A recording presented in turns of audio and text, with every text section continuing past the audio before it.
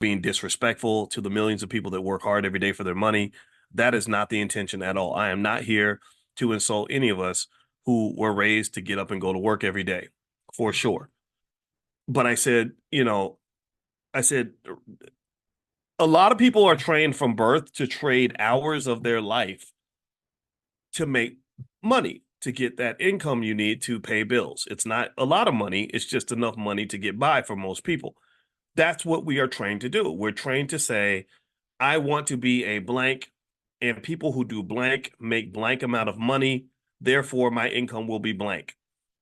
And if you look at the universe of all the different ways that wealth can be accumulated and money can be made, that is a slither of that entire universe.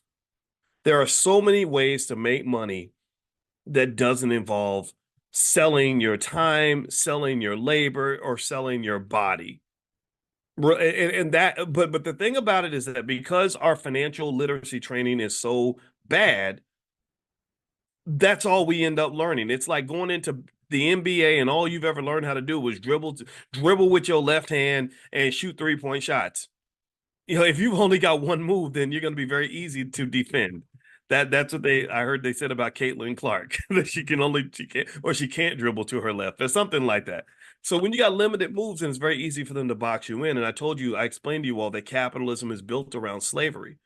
Capitalism works best when you have slaves. That's why they built prisons and didn't completely end slavery with the 13th Amendment. They left the loophole. They said, okay, let's build these prisons, let's get black people to fill them up, and then we can make them slaves again.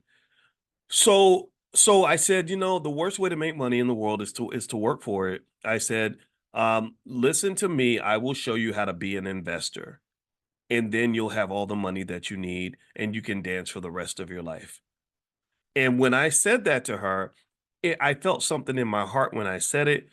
I felt a father's love when I said that. Like to me, that was me saying, "We're gonna liberate you. I want you out of the chains. I don't want you going through life wearing chains. I don't want you having to murder your dream because you don't feel like you can afford it." And again, this was not a privilege thing. And the reason I felt like I felt a little awkward even sharing this is because I don't want people to say, well, that's because you're rich and you're Dr. Boyce and you can do things for your kids. Because, well, I get that. I understand. I'm not a poor man, but at the same time, even if I was a working class, even if I could be a carpenter, truck driver, I could be a plumber, I could be a garbage man and share the same message with my child. This is not this is not contingent upon having a certain income level. It's about having a certain level of intellectual wealth that I wanted to share with her. It's me just understanding how this stuff works.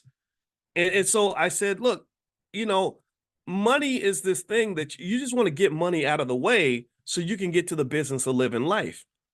And a lot of people can never get to the business of living life because they haven't got past that stage of having enough money to get by. So you have to sacrifice the life that you really want to live for you to go live the life that the corporate plantation is telling you to live. They say, well, I know you want to spend 8 hours a day, you know, dancing and singing or whatever it is you want to do, but we need you to spend 10 hours a day at the factory because that's how you're going to have money. So part of the reason that investing culture is so important to the children is because if they learn how to build a capital base and they get your help, you start building the family capital base when they're young, and then they go into the world and they've got assets behind them, they've got something in there at their back that's protecting them economically, then they have freedom to really explore life. They get to live, they get to do the things they want to do. They don't have to do things that other people are telling them to do. They don't have to make ugly, horrible choices because nobody prepared them. So I think it's really important for us to prepare the kids.